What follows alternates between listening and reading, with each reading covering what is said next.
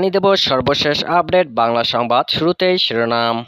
আজিজ বেনজির আওয়ামী লীগের আসল চেহারা, বেরিয়ে এলো গোপন তথ্য, থাকছে বিস্তারিত প্রতিবেদনে। এরপর জানিয়ে দেব বিএনপির লোক কবরে থাকলেও তার নামে মামলা হয়, বললেন রুহুল কবির রিজভী, থাকছে বিস্তারিত প্রতিবেদনে। সবশেষে জানিয়ে দেব জামায়াতের সঙ্গে বিএনপির গভীর বন্ধন রয়েছে, বললেন ওবায়দুল কাদের। এতক্ষণ শিরোনাম শুনছিলেন, এবার বিস্তারিত। সাবেক সেনাপ্রধান আজিজ আহমেদ ও আইজিপি বেনজির আহমেদই আওয়ামী লীগের আসল চেহারা বলে মন্তব্য করেছেন বিএনপির মহাসচিব মির্জা ফখরুল ইসলাম আলমগীর। তিনি বলেন, পত্রিকা খুললেই দেখা যায় বেনজিরের নজিরবিহীন দুর্নীতি, সাবেক সেনাপ্রধানের নিষেধাজ্ঞা আর তাদের তথাকথিত সংসদ সদস্যকে কলকাতায় নিয়ে টুকরো টুকরো করেছে। এই হচ্ছে তাদের চেহারা। বিএনপির প্রতিষ্ঠাতা জিয়াউর রহমানের মৃত্যুবার্ষিকী উপলক্ষে আজ সোমবার রাজধানীর জাতীয় প্রেসক্লাবে মহিলা দলের আলোচনা সভায় এ মন্তব্য করেন তিনি। এ সময় মির্জা ফখরুল বলেন, যখন তার সাবেক সেনাপ্রধানকে নিষেধাজ্ঞা দেয়, সেই পুলিশ বাহিনীর মর্যাদা কোথায় থাকে? যখন তাদের সাবেক প্রধানকে দেশ থেকে পালিয়ে যেতে হয়, কার সম্মান কোথায় থাকে? আজ এরা দেশটাকে ধ্বংস করে ফেলেছে। আওয়ামী লীগ জিয়াউর রহমানকে মুছে ফেলতে চায় অভিযোগ করে মির্জা ফখরুল বলেন, সৈনিক জিয়ার ডাকে স্বাধীনতার যুদ্ধ শুরু হয়েছে, এটাকে তারা মুছে ফেলতে চায়। আওয়ামী লীগ শুধু একজন মানুষকে মহিমান্বিত করার জন্য তাদের পুরো ক্ষমতার অপব্যবহার করে চলছে। আমরা শেখ মুজিবুরের অবদানকে কখনো অস্বীকার করি না, কিন্তু কি করে অস্বীকার করা যাবে? জিয়া ঘোষণায় আমরা স্বাধীনতার যুদ্ধ শুরু করেছিলাম। যারা এটা করতে চায়, এটা যে তাদের রাজনৈতিক সংকীর্ণতা সেটা প্রমাণ হয়। বিএনপির নেতাকর্মীদের বিরুদ্ধে নির্বিচারে মামলা দায়েরের অভিযোগ তুলে দলের জ্যেষ্ঠ যুগ্ম মহাসচিব রুহুল কবির রিজভী বলেছেন, কেউ সত্য কথা বললে তাকে জেলে যেতে হবে, সত্য কথা বলার অধিকার কারো নেই। বিএনপির লোক যদি মারা গিয়ে কবরে থাকে তার নামেও মামলা হয়।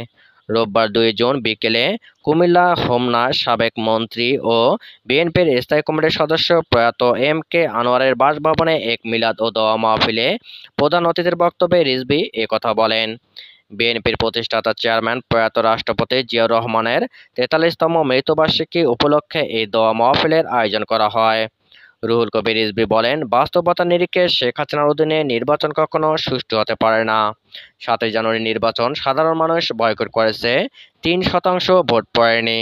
প্রধানমন্ত্রীর অফিস থেকে টাইপ করে যে পার্সেন্টেজ যাবে, প্রধান নির্বাচন কমিশন অফিস থেকে সেটা ঘোষণা হবে। কত শতাংশ ভোট হলো সেটার দরকার নেই, বলা হলো 40%। এবারের উপজেলা পরিষদ নির্বাচনে ভোটাররা জানে এবং দেখেছে ভোট কেন্দ্রের কি হাল। কখনো দেখা গেছে গরু, ছাগল, বান্দর, এবার দেখা গেছে রাজহাঁস। তিনি আরো বলেন, রাষ্ট্রপতি পদে ভ্লাদিমির পুতিনের নির্বাচন দেখতে রাশিয়া যান প্রধান নির্বাচন কমিশনার। মনে হচ্ছে মানুষের সঙ্গে মশকরা, তামাশা ও রসিকতা করা। এমন একটি ভয়ঙ্কর নৈরাজ্যকর পরিস্থিতিতে মানুষ ভয়ভীতির মধ্যে আছে। এই অবস্থায় জনগণকে সঙ্গে নিয়ে আন্দোলন আর আল্লাহর দয়া ছাড়া আর কোনো বিকল্প নেই।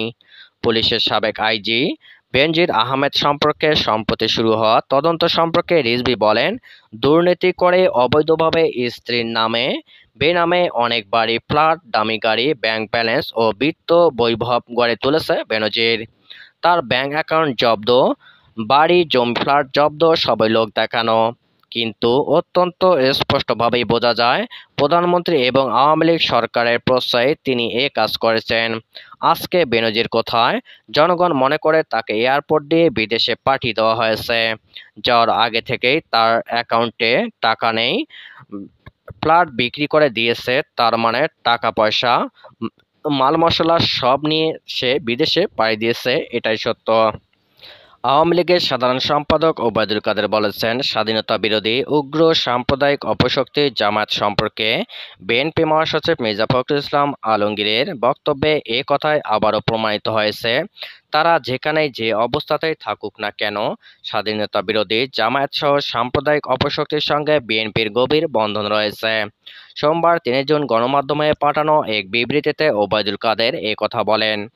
এতে মির্জা ফখরুল ইসলাম আলমগীরের বক্তব্য নিয়ে বিস্ময় প্রকাশও করেন তিনি।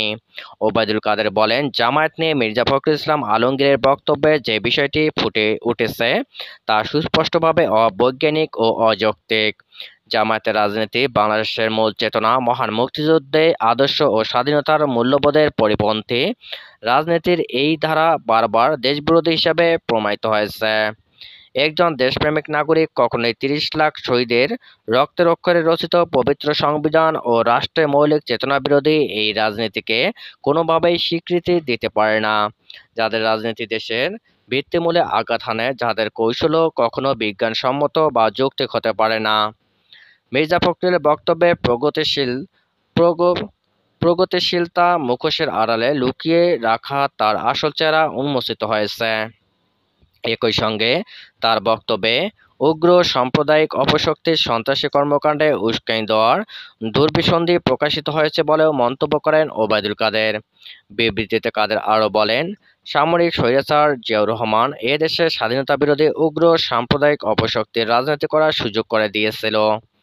ঐতিহাসিকভাবে বিএনপির সঙ্গে স্বাধীনতাবিরোধী এই অপশক্তির গভীর আঁতাত ও সম্পর্ক রয়েছে, যে কারণে মির্জা ফখরুল সহ বিএনপির নেতারা তাদের প্রতি এ ধরনের দায়বদ্ধতা অনুভব করে এবং সর্বদা পৃষ্ঠপোষকতা দিয়ে থাকে।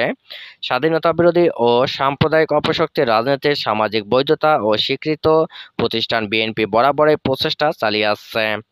বিএনপির রাজনীতি এই চক্রেই আবর্তিত। তারা স্বাধীনতাবিরোধী অপশক্তিকে নিজেদের রাজনৈতিক হাতিয়ার হিসেবে ব্যবহার করে আসছে। বাংলাদেশ আওয়ামী লীগের রাজনীতি পরিচালিত হয় মহান মুক্তিযুদ্ধ চেতনা ও আদর্শের ভিত্তিতে। মহান মুক্তিযুদ্ধ চেতনা ও আদর্শ বিরোধী কোনো রাজনৈতিক অপশক্তিকে আওয়ামী লীগ কখনোই স্বীকৃতি দেয়নি, ভবিষ্যতেও দেবে না। উল্লেখ্য, রোববার ২ জুন এক কর্মসূচিতে বিএনপি মহাসচিব মির্জা ফখরুল ইসলাম আলমগীর বলেছিলেন, আমি জামায়াতে ইসলামী রাজনীতির সমর্থন করি না, কিন্তু তাদের যে কৌশল অত্যন্ত বিজ্ঞানসম্মত, ঠিক কমিউনিস্টদের মতোই অনেকটা খেয়াল করে দেখবেন। তাদের স্টাডি সেল আছে, তাদের যে ছাত্র শিবির তাদের সেল আছে, তাদের লেখাপড়া করতে হয়, বইপত্র পড়তে হয়। জ্ঞানের চর্চা যদি না থাকে, জ্ঞান চর্চা ছাড়া কখনোই সফল হতে পারবেন না। এসব কথার পরিপ্রেক্ষিতে তার সমালোচনা করে বিবৃতি দেন ওবায়দুল কাদের।